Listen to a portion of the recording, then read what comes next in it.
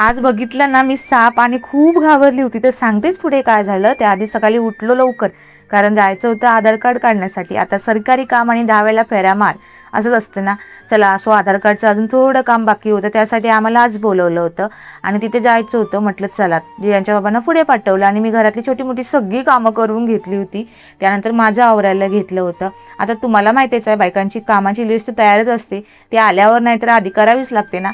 चला असो, फटाफट कामं आवरली आणि रियांचं आवरलं, माझं आवरलं आणि आम्ही निघालो होतो.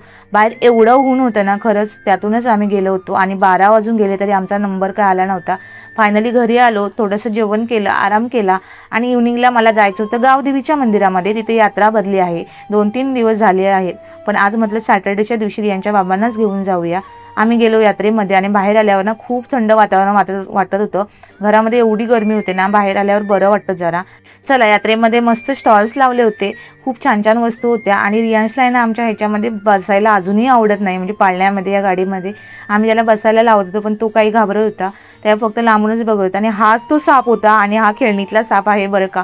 आणि मी खूप घाबरले होते, कारण जेव्हा रियांच्या बाबाने हातात पकडला तेव्हा मला माहीतच नव्हता. मी पाठी बघत होते तेव्हा त्याने पटकन असं हातात पकडून मला दाखवलं. मी घाबरले होते आणि आमच्या पिल्लांनी तर गाडी घेऊन त्याचं काम सक्सेस केलं होतं. आता त्याची शॉपिंग झाली होती. मी मस्त असं हे घेतलं होतं आणि इथे खूप छान छान असे नेकलेस पण होते.